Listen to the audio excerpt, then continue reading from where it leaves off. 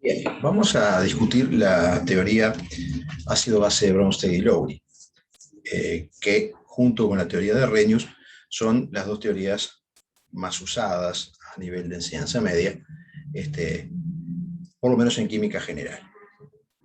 Antes de introducirnos propiamente en la teoría de Bronsted y Lowry, vamos a recordar lo que habíamos visto en algún video anterior, que son las críticas a la teoría de Arrhenius. Recordemos que a la teoría de Arrhenius se le critican varias cosas, pero las dos quizás más fáciles de comprender para nuestro nivel son estas. Primero, que solo explica el carácter ácido en solución acuosa. Es decir, parecería que no habría un comportamiento ácido si no estamos en solución acuosa. Y por otro lado, no logra explicar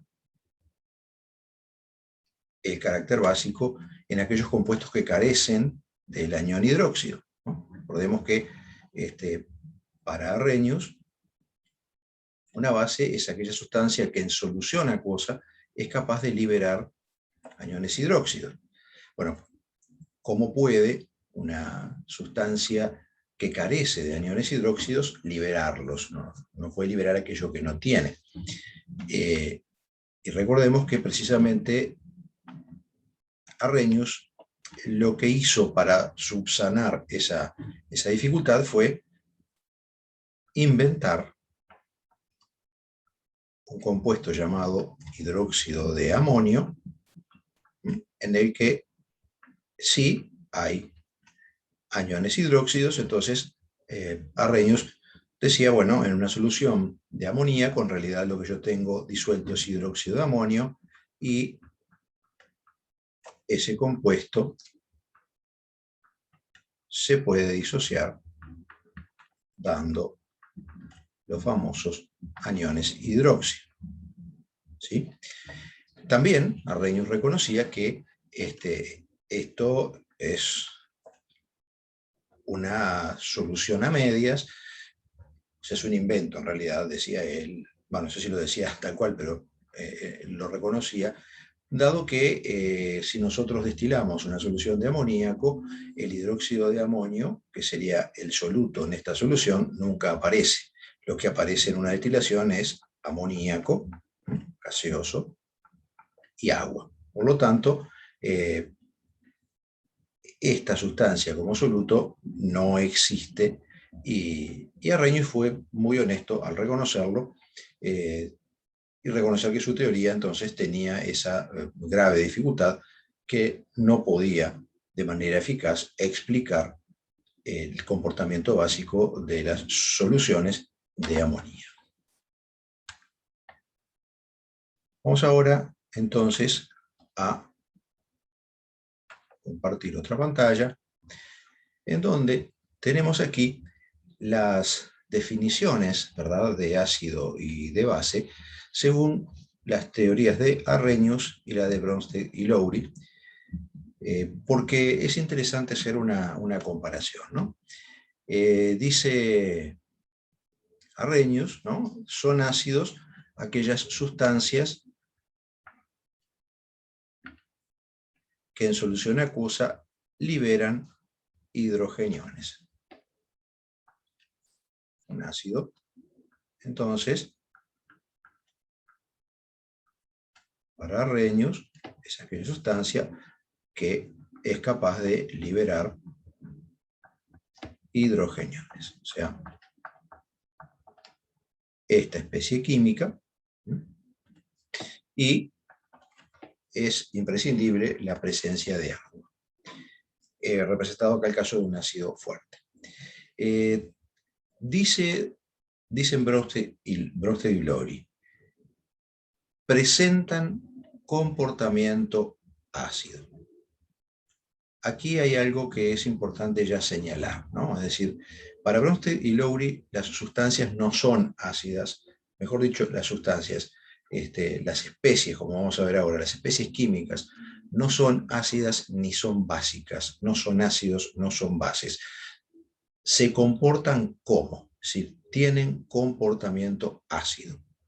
Es decir, que una sustancia puede modificar, o una especie, mejor dicho, puede modificar su comportamiento según el medio en el cual se encuentra. Y eso es bien importante. Es decir, es una teoría del funcionamiento, no una teoría de algo que es. Primera gran diferencia, ¿no? Así que presentan comportamiento ácido aquellas especies químicas, no sustancias. Es decir que para la teoría de Bronsted y Lowry también pueden comportarse como ácidos o como bases aquellas especies, por ejemplo, iónicas. No tienen por qué ser sustancias, no tienen por qué ser algo neutro. Capaces de ceder un protón. Protón es lo que en la teoría de Arrhenius se le denomina hidrogenión. ¿Por qué? Bueno, porque en el átomo de hidrógeno tenemos en su núcleo un protón y un neutrón, o un protón y cero neutrón, depende si es un deuterio. El hidrógeno común es un protón exclusivamente lo que tenemos en el núcleo y un electrón en la periferia. Entonces, si ese hidrógeno ha perdido su único electrón, lo que nos queda es un protón, de ahí el nombre, ¿verdad? Pero aquí se sustituye lo que decía Arrhenius acerca de liberar por el término ceder. Cuando yo cedo, hay alguien que acepta. Es decir que para que haya un comportamiento ácido o base, no puede estar interviniendo una única sustancia. Y aquí justamente vamos al ejemplo del ácido clorhídrico, ¿verdad? Un ácido fuerte.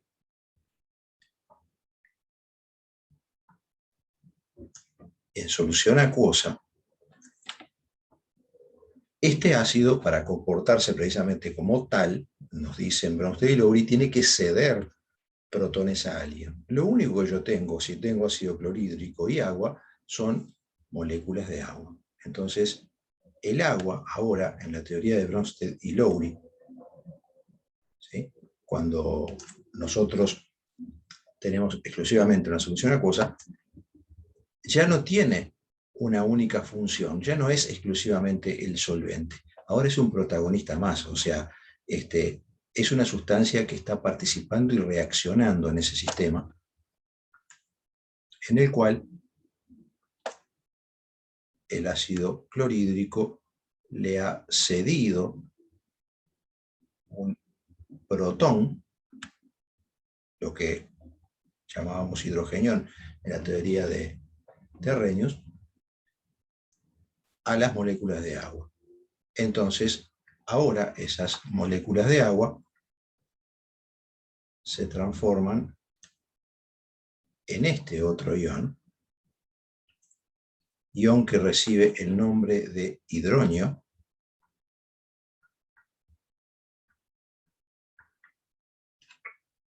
y lo que nos queda del ácido clorhídrico al haber cedido su protón son los aniones cloruro. Si se tratase de un ácido débil en solución acuosa, por ejemplo, el ácido acético,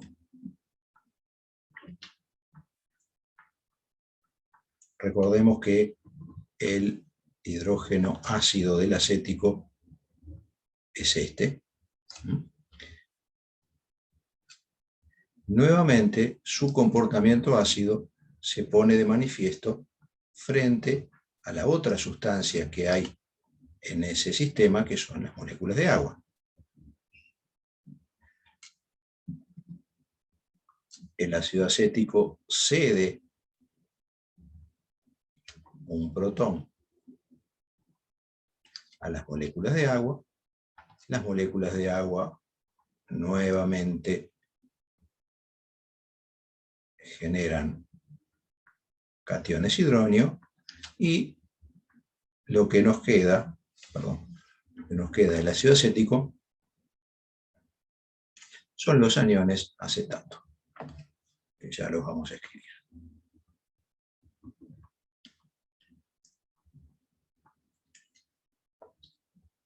Tenemos aquí un ácido fuerte en agua y acá un ácido débil en agua.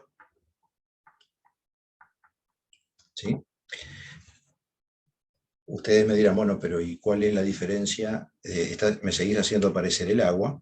Entonces, ¿por qué me decís que podría haber explicación del comportamiento ácido o básico, aunque la situación no se dé en agua? Bueno, porque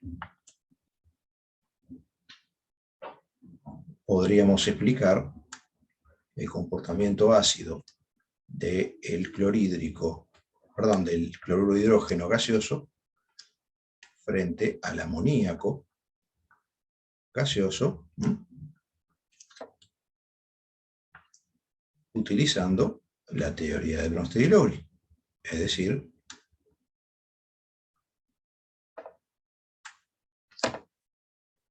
el cloruro de hidrógeno le cede un protón al amoníaco, con lo cual el amoníaco se transforma ahora en un catión a amonio, y lo que nos queda del cloruro de hidrógeno es el cloruro,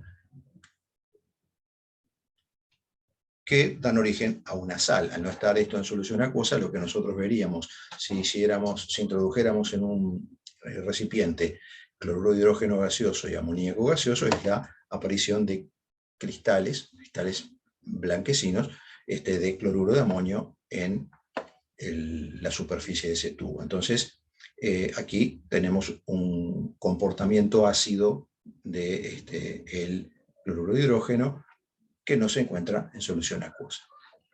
Vamos ahora a la definición de lo que sería un comportamiento básico para Arrhenius y para Bronsted y Lowry, ¿verdad? Dice Arrhenius, son bases, nuevamente son, ¿no? No podrían ser otra cosa.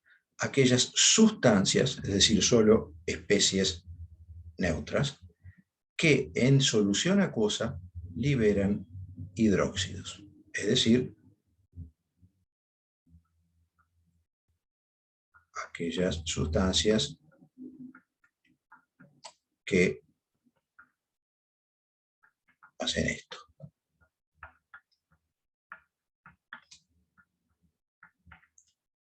Nuevamente he representado el caso de una base fuerte. Sin embargo, para Bronsted y Lowry, presentan nuevamente comportamiento básico. ¿Sí? O sea, en determinada situación se comportan como bases, no son. No es algo que es intrínseco y siempre va a ser así. Aquellas especies químicas, nuevamente especies no sustancias, es decir, se incluyen iones también en este posible comportamiento básico, capaces de aceptar un protón. O sea, nuevamente aparece allí el protón. Es decir que cambia el punto de vista, ¿no? Es decir, ahora la atención está centrada en lo que ocurre con un protón. Un protón que es cedido o un protón que es aceptado es lo que termina definiendo el comportamiento de algo como comportamiento ácido o como comportamiento básico. Entonces, tenemos una explicación bastante coherente, ¿verdad?, para las soluciones básicas de amoníaco. Es decir, cuando tenemos amoníaco disuelto en agua, soluciones acuosas básicas, ¿no? Recordemos, es una base débil. Ahora, el amoníaco según Bronsted y Lowry, tiene un comportamiento básico porque hay alguien que le está cediendo un protón. ¿Quién es ese alguien? El agua. ¿Sí?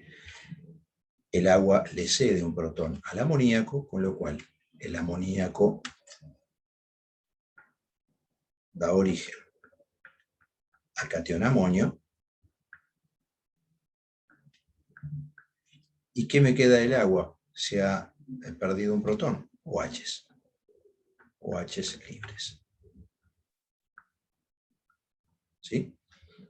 Entonces, puedo explicar el porqué del comportamiento básico de una solución acuosa de amoníaco, no porque me invento un hidróxido de amonio que no existe, sino porque a través de la reacción entre el amoníaco, que se está comportando como una base, y el agua, que de acuerdo a la definición anterior se estaría comportando entonces como un ácido, se generan justamente los cationes amonio y los aniones hidróxidos,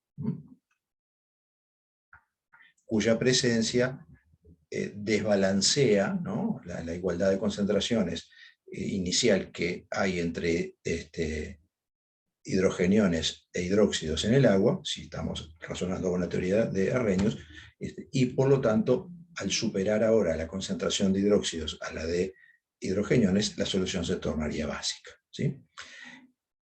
Y vamos entonces justamente a señalar estos aspectos que veíamos recién, ¿no?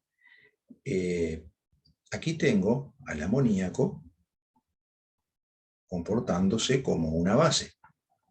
Quiero que no digo es, digo, se comporta como. Acá tengo al agua comportándose como un ácido.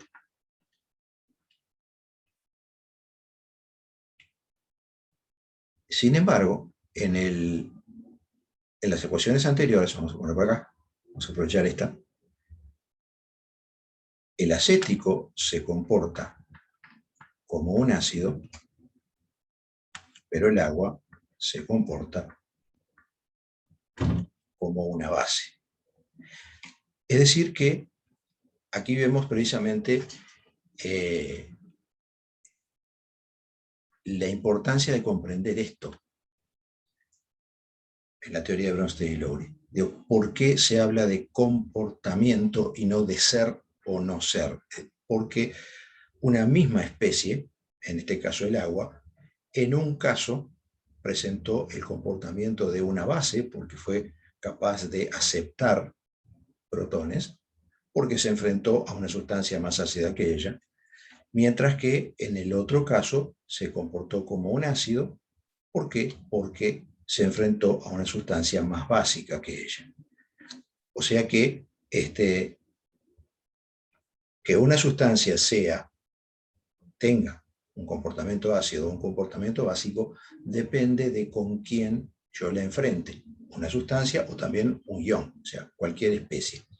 A estas especies que pueden tener comportamiento tanto de ácido como de base, se les denomina anfóteros o especies anfotéricas.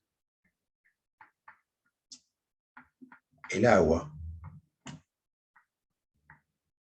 en soluciones acuosas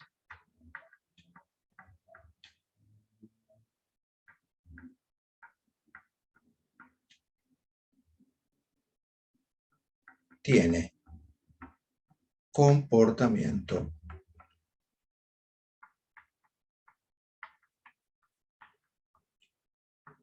anfótero o anfotérico, también se le puede llamar. ¿Sí? El prefijo anf quiere decir doble, siempre, ¿no? Anfibio tiene dos posibilidades de vida, tanto en la tierra como en el agua. Bueno, aquí lo que estamos diciendo justamente es que el comportamiento del agua puede ser doble. En solución acuosa puede comportarse tanto como un ácido o como una base, dependiendo de con quién se enfrente. Hay otro aspecto que es bien interesante, bien importante, otro concepto que aparece en la teoría de Bronsted y Lowry, y que ya vamos a ver. Vamos otra vez a escribir lo que ocurre cuando tenemos ácido acético en solución acuosa.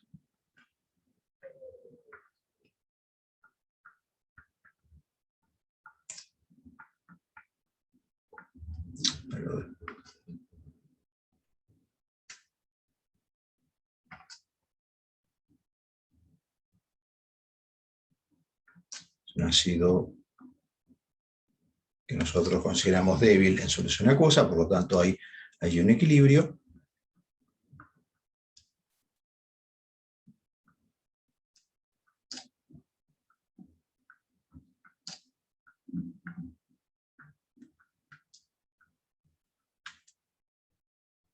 ¿Sí? Recordemos, esto ha ocurrido de esta manera porque el ácido acético le ha cedido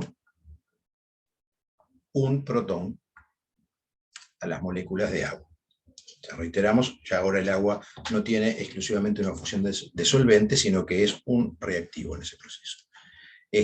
Entonces dijimos, bueno, de acuerdo a lo que nos dicen Bronsted y Lowry, aquí el ácido acético se ha comportado como un ácido, mientras que el agua se ha comportado como una base. Sin embargo, dado que aquí hay un equilibrio, ¿no? La reacción en el sentido opuesto también existe.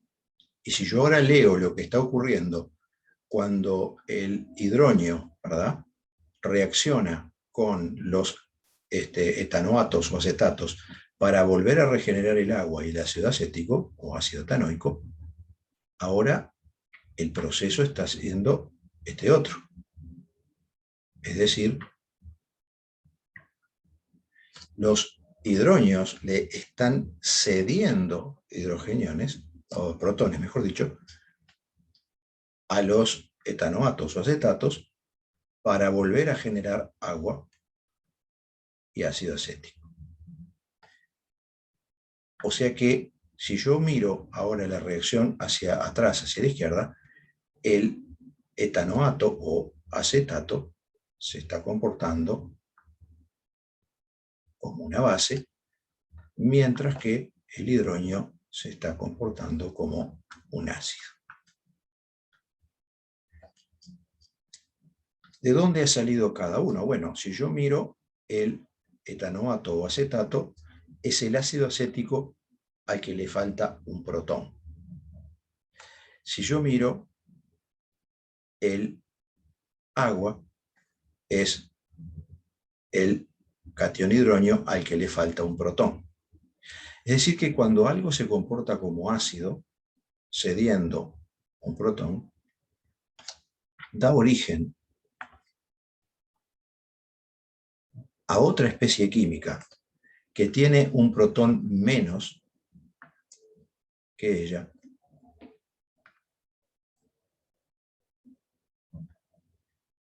que se puede comportar como base.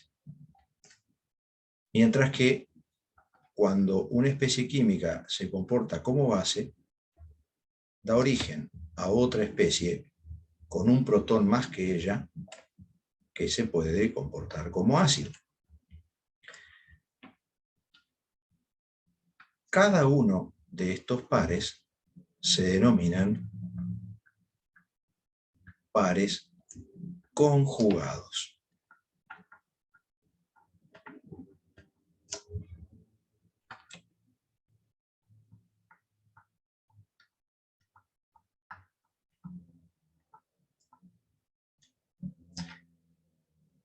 O sea que está intrínseco en la propia teoría de Bronsted y Lowry que cuando una especie se comporte como ácido, va a dar origen a otra especie que se puede comportar como una base, ¿verdad? La diferencia entre una especie y la otra es un protón.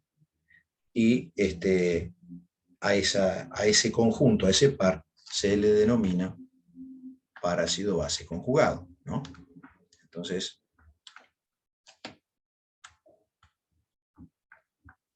vamos a ver justamente ejemplos de eso, ¿no?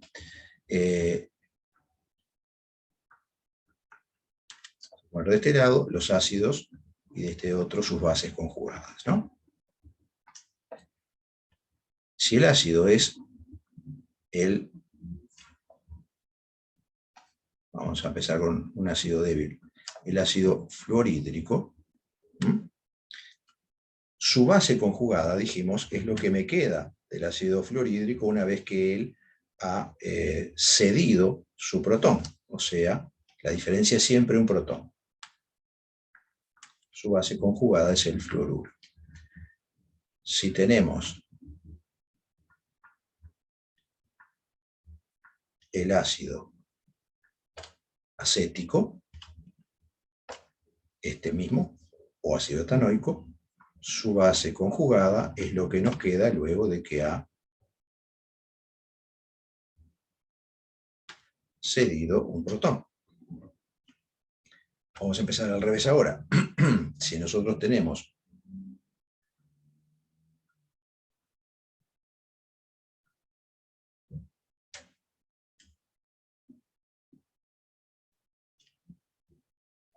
perdón, me equivoqué.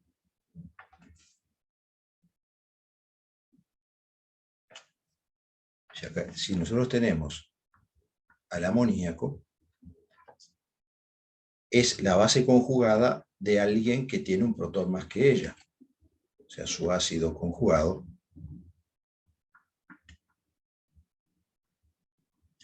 es el catión amonio. Vamos a trabajar ahora con una especie iónica. Por ejemplo,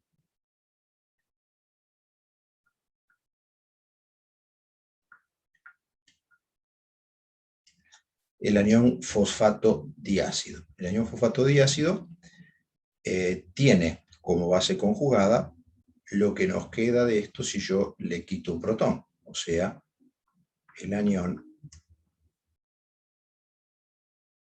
fosfato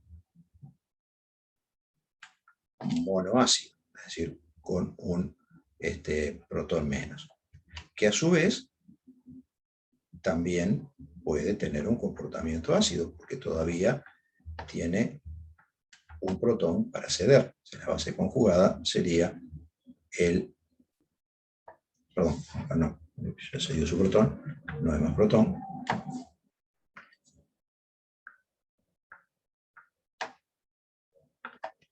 El anión fosfato, ¿sí? Si yo tengo el ácido clorhídrico, ¿cuál sería su base conjugada? El anión cloruro. Y aquí alguien podría plantear una cuestión, ¿no? Y sería esta. Bueno, pero una base conjugada de un ácido es aquella especie que si recupera su protón, ¿verdad?, se transformaría en el ácido que le dio origen. Pero tú me has dicho siempre que el clorhídrico es un ácido fuerte y por lo tanto en solución acuosa, lo escribimos hoy, allí aquel protón se cede al agua, ¿no? Allí yo voy a tener la formación del catión hidronio y del anión cloruro. No hay reacción hacia atrás. Esto no es un equilibrio. O sea, aquí esto no ocurre. Y entonces, ¿en dónde está el comportamiento básico de estos cloruros? Es decir, ¿por qué les decís base? Es decir, ¿por qué decís que tiene un comportamiento básico si no hay posibilidad de recuperar el protón perdido? Bueno, es que en realidad sí la hay. No la hay si el solvente es agua, ¿sí? En estas condiciones, no. Pero dijimos que por eso la teoría de Bronsted y Lowry habla de comportamientos y no de especies que son ácidos o son bases. ¿Por qué? Porque depende de con quién se enfrente. Si nosotros, en lugar de tener el ácido clorhídrico y tener estos cloruros en solución acuosa, los tuviéramos en una solución de ácido acético glacial, o sea, ácido acético puro, que también es un líquido y también se puede utilizar como solvente, la cosa cambia totalmente. Es decir,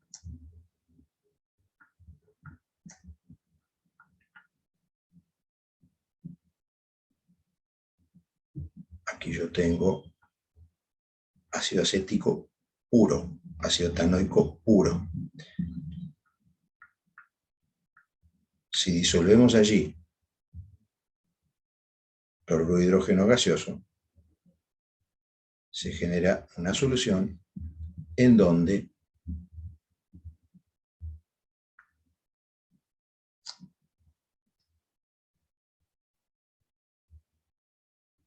esto le cede un protón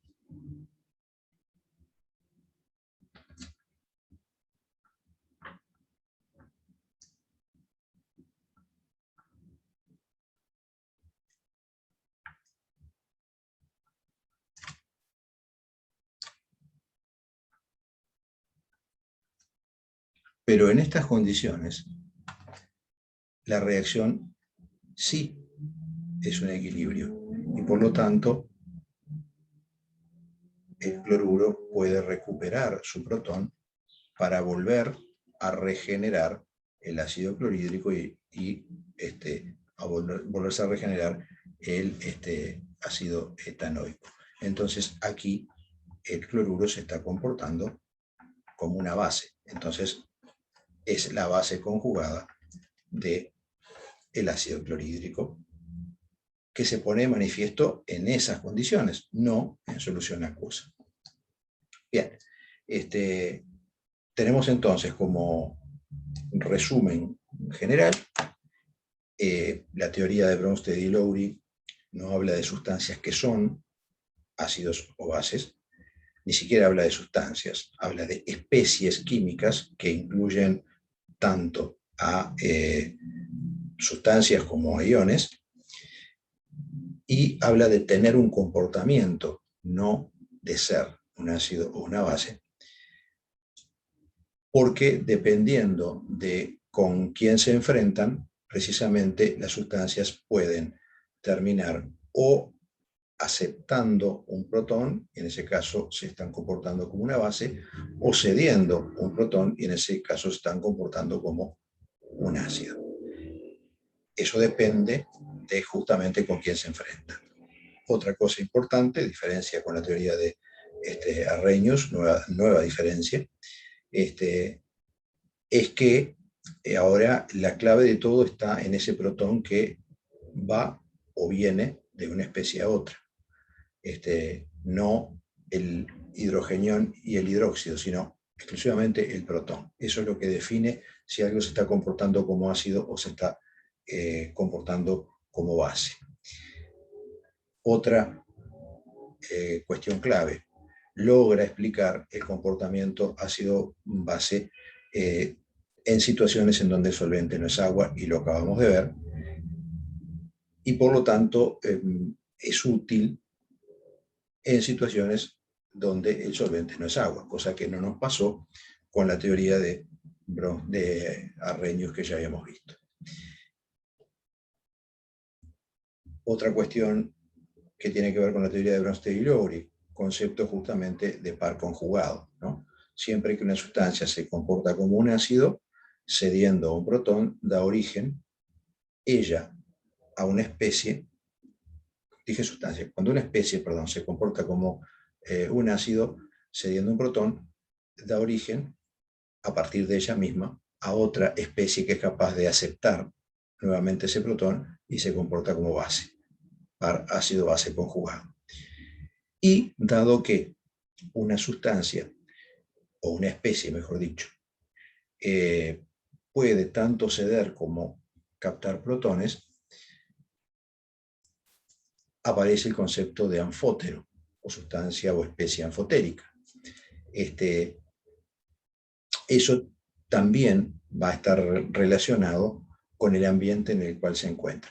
En principio, cualquier especie puede comportarse como anfotérica dependiendo del ambiente en el cual se encuentra. En el caso, por ejemplo, de las soluciones acuosas, el propio solvente, o sea, el agua puede comportarse como una sustancia, en ese caso, anfotérica, o, como vimos aquí en estos ejemplos, podemos tener en solución acuosa especies, en este caso iones, ¿no?, anfotéricos, como puede ser el fosfato de hidrógeno, que puede ceder un protón y dar origen al fosfato monohidrógeno, o puede recuperar el protón faltante y dar origen al ácido fosfórico, que es un ácido débil, ¿no? También el fosfato monohidrógeno puede, en solución acuosa, comportarse como anfotérico. ¿Por qué? Bueno, porque puede ceder un protón y dar origen al fosfato, o puede recuperar su protón y dar origen al fosfato diácido. Bien, espero que hayan quedado claras las diferencias entre las dos teorías y los conceptos claves de la teoría de Bronsted y Lowry. Nos vemos.